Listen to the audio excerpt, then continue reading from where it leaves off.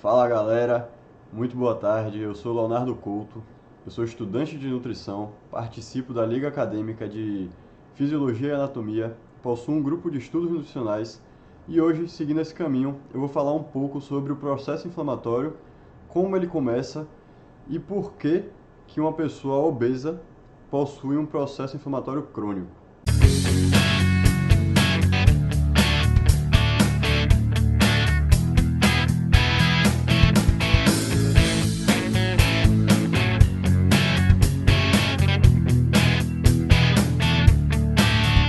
Beleza? Então vamos lá. Antes de falar sobre o processo inflamatório em si, é bom a gente entender um pouquinho aí do glossário para ficar mais fácil o entendimento do processo como um todo, né? Então a homeostase, sempre que falar sobre homeostase, a gente vai estar falando sobre equilíbrio. Não importa se a gente está falando sobre vasos sanguíneos, células, o que for. Se for a homeostase do vaso sanguíneo, o equilíbrio do vaso sanguíneo. Homeostase da célula, equilíbrio da célula. E sempre vai ser assim, beleza? Os mediadores químicos, eles são os responsáveis por modular os eventos tanto vasculares quanto celulares. Eles vão fazer com que ocorra aí as mudanças necessárias para que ocorra o processo da melhor maneira possível. Temos também os pumps e os dumps. Vocês podem ver que eu coloquei aí em vermelho a primeira letrinha da palavra, porque os pumps, eles são padrões moleculares, só que são associados a patógenos. Já os dumps também são padrões moleculares, só que os dumps são associados ao dano celular, ao dano no nosso organismo. Temos também a presença da quimiotaxia. Químio vem aí de substâncias químicas e taxia de direcionamento, ou seja, vai ser um direcionamento das células do sistema imune através de substâncias químicas que vão estar presentes ali nos mediadores. Imunidade inespecífica. Eu digo que o processo inflamatório é um processo de imunidade inespecífica porque ele vai combater o patógeno, ele vai combater o que está acontecendo ali, sem necessariamente saber especificamente que patógeno é aquele. Simplesmente pelo patógeno apresentar um pump, que é o padrão molecular de patógeno, a imunidade inespecífica já vai ser ativada ali, sem necessariamente saber qual patógeno específico é aquele ali que está acontecendo no momento. A interleucina 1, 6 e TNF-alfa são as principais citocinas envolvidas no processo inflamatório. Citocinas são nada mais nada menos do que mediadores químicos, ou seja, essas citocinas aí vão participar da modulação vascular e celular. As histaminas também são um mediador químico aí muito importante, que são liberadas pelos mastócitos, beleza? Lá dentro da nossa célula também para iniciar um processo inflamatório. A C3A, C5A e a C5b67 são células do complemento, e esse complemento aí eu vou falar mais para frente dentro do processo mesmo. Coloquei efeito sistêmico aqui embaixo nesse glossário porque quando a gente estiver sofrendo um processo inflamatório, não necessariamente esse processo vai ficar ali naquele tecido originário. A gente vai ter umas respostas sistêmicas, vão ter resposta na nossa medula, no nosso coração, no nosso hipotálamo, em diferentes partes do nosso organismo, assim como no nosso fígado, que vão ser longe do tecido originário. Então, é muito importante saber que a inflamação, o processo inflamatório também acontece dessa maneira, de maneira sistêmica. Então vamos lá, né? Qual seria então o objetivo da inflamação? Bom, eu costumo dizer que o objetivo final da inflamação é realizar o combate ao patógeno e a recuperação daquele tecido ali que apresentava o dano, né, do patógeno. Porém, tem também o processo inflamatório e seu objetivo ali, durante, que nada mais, nada menos é do que o recrutamento de células do sistema imune para que ocorra então o objetivo final, que é de combate e recuperação. Porém, esse recrutamento também é muito importante. Vamos lá. Quando ocorrer a presença de algum pump ou algum dump, que são os padrões moleculares associados ao patógeno e ao dano, macrófagos vão reconhecer essas células, né? E vão começar a ser ativados. Esses macrófagos são ativados como macrófagos do tipo 1, os M1.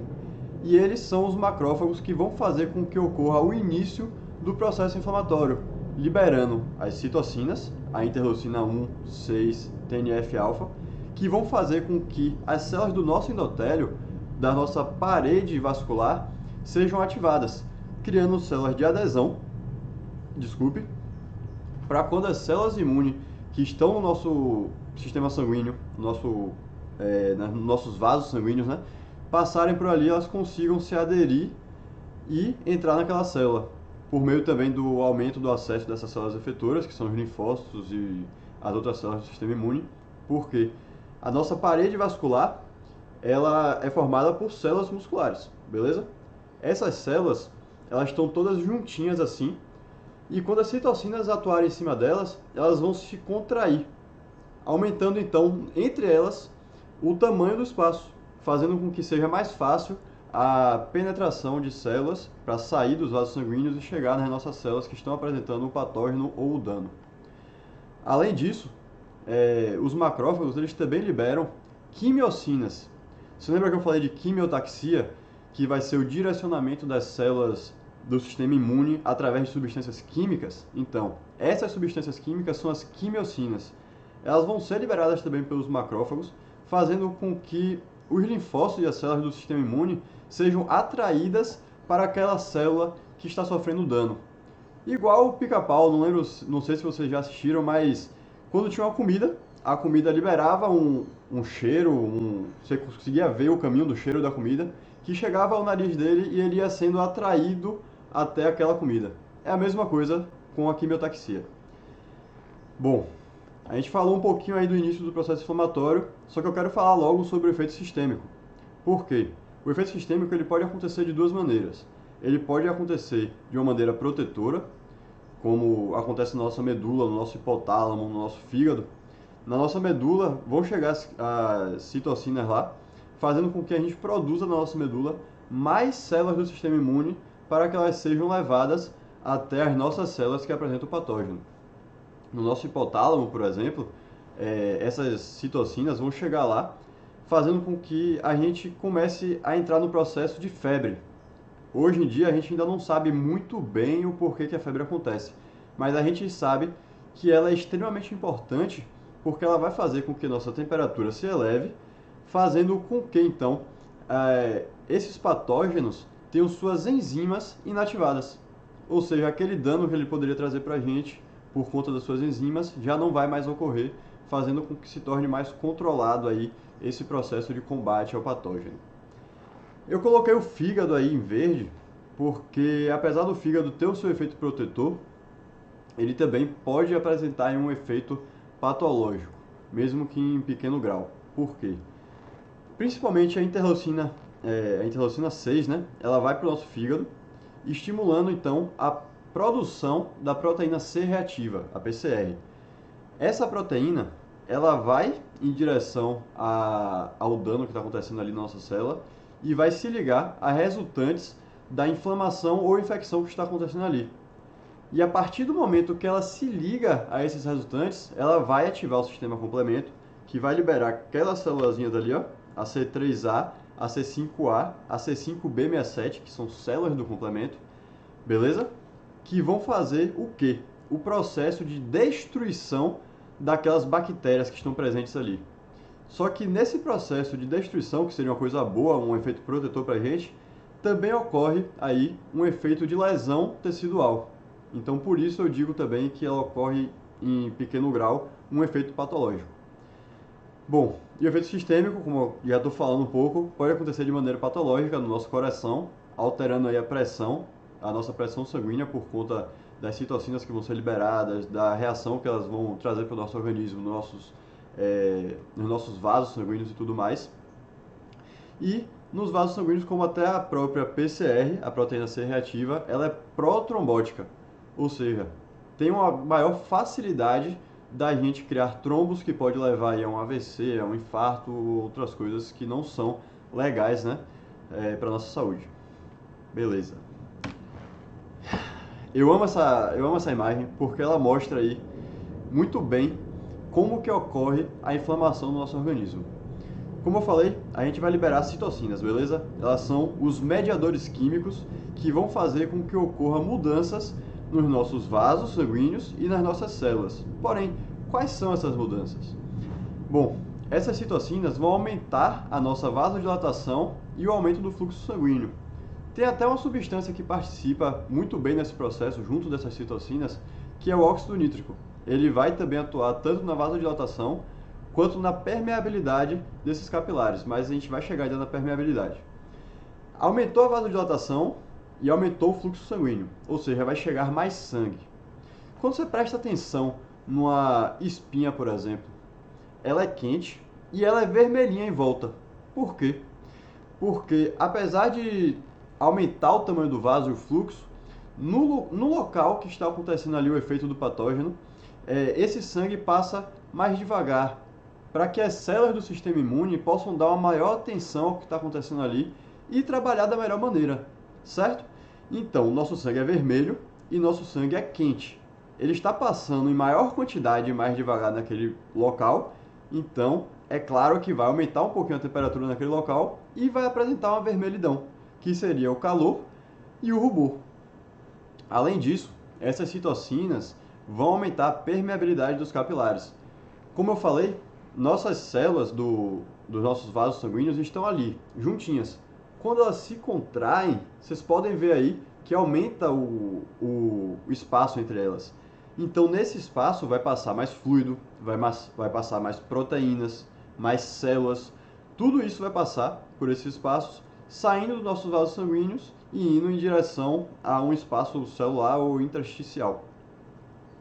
Nesse espaço, o que vai acontecer é que quanto mais líquido sair, quanto mais fluido sair com proteínas e células, vai formando um acúmulo.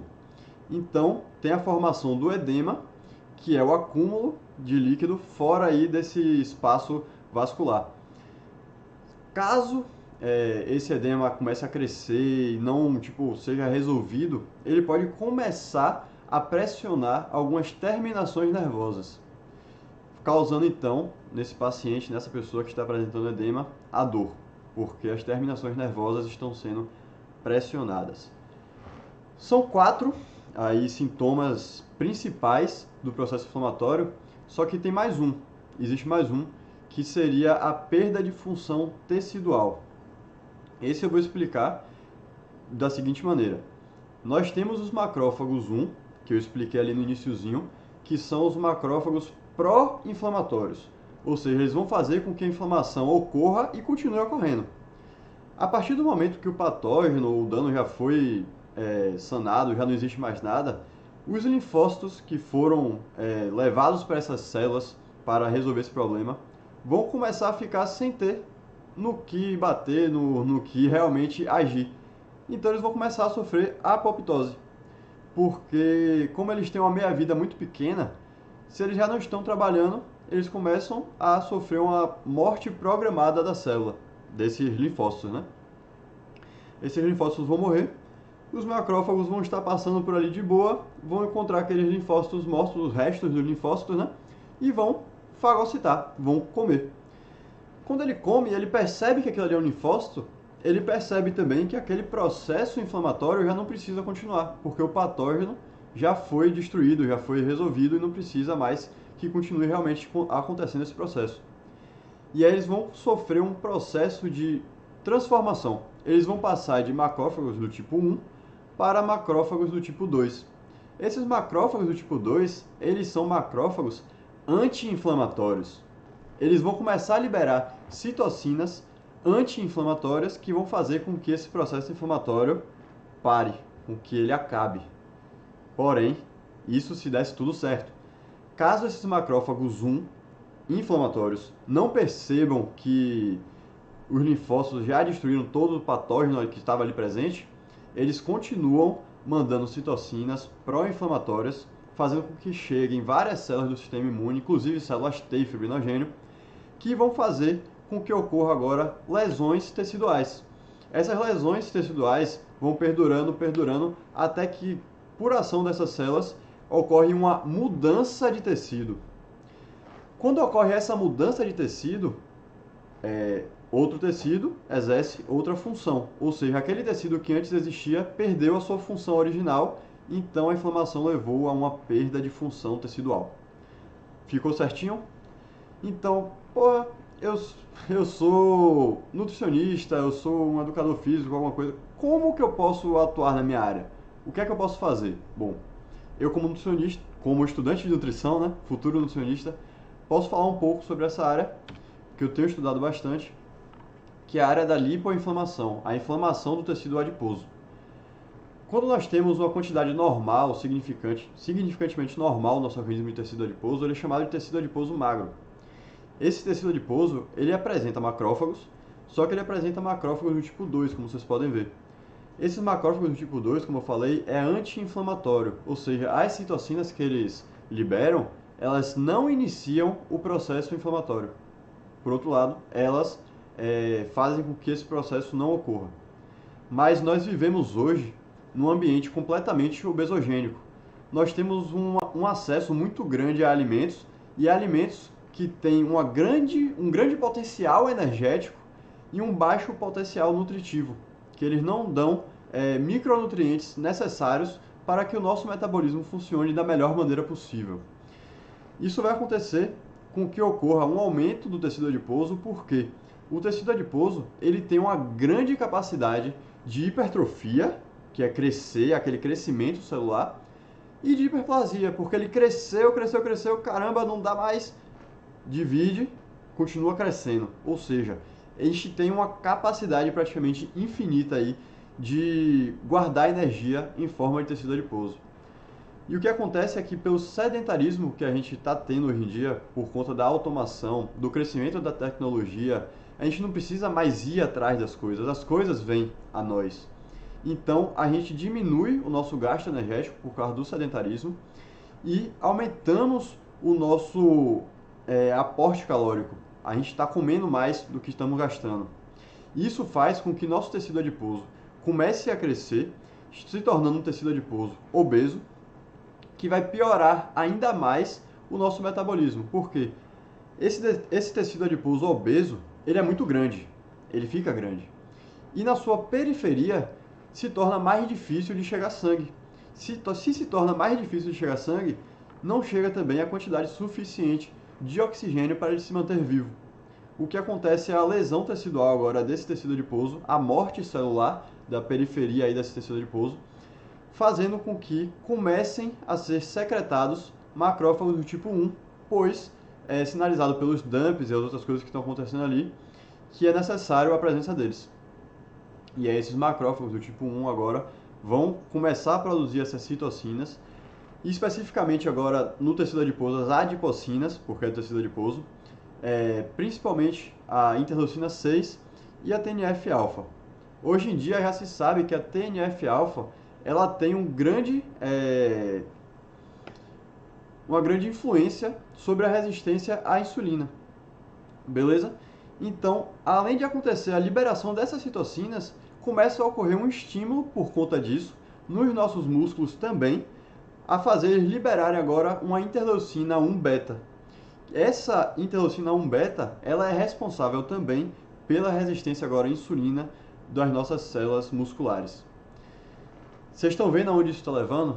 Claro, se a gente tiver uma resistência à insulina tanto do nosso músculo quanto das outras células, o nosso metabolismo de carboidrato vai ficar completamente comprometido, fazendo com que a gente não consiga utilizar aquela energia da melhor maneira possível.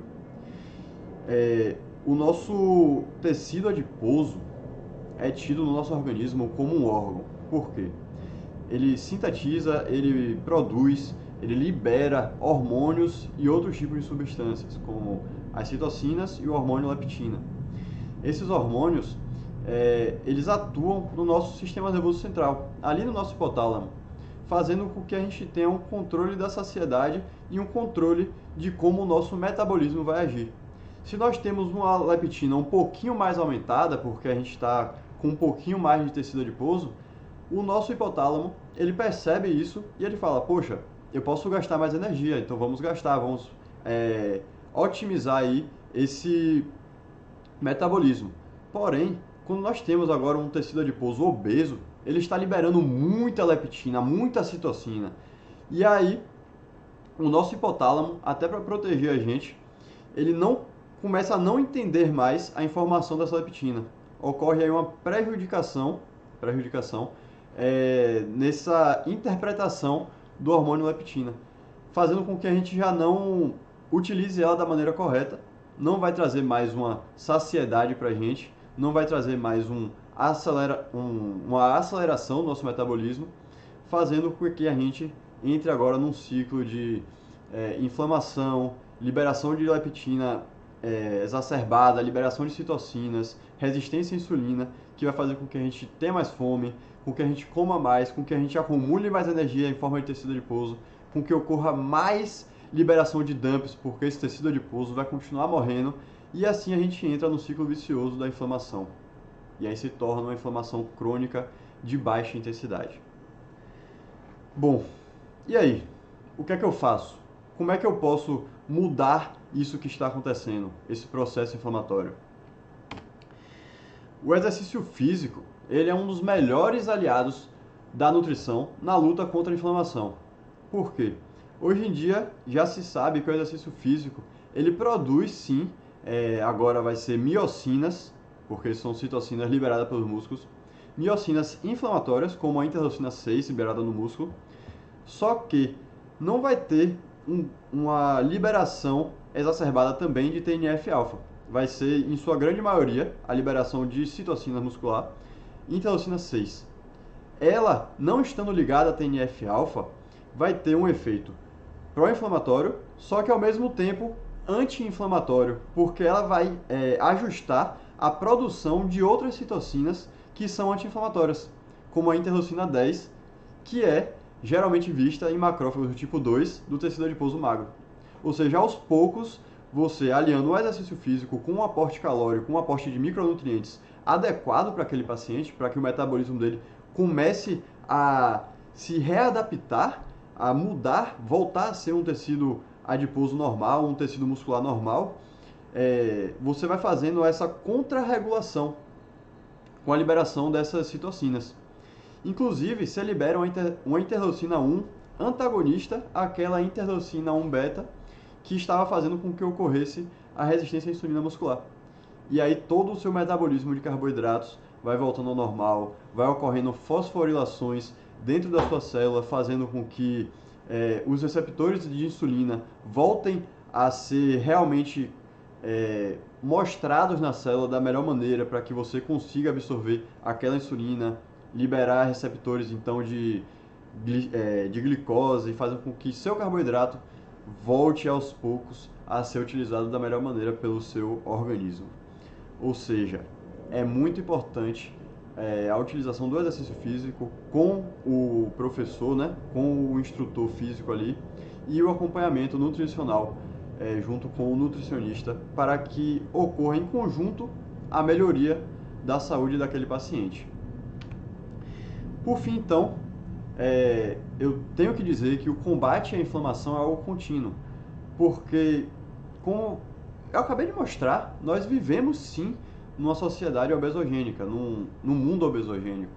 Então, se nós deixarmos que os nossos costumes, as nossas vontades criadas na gente dominem, nós vamos continuar fazendo as mesmas coisas, levando aos mesmos resultados, que é o processo inflamatório crônico de baixa intensidade.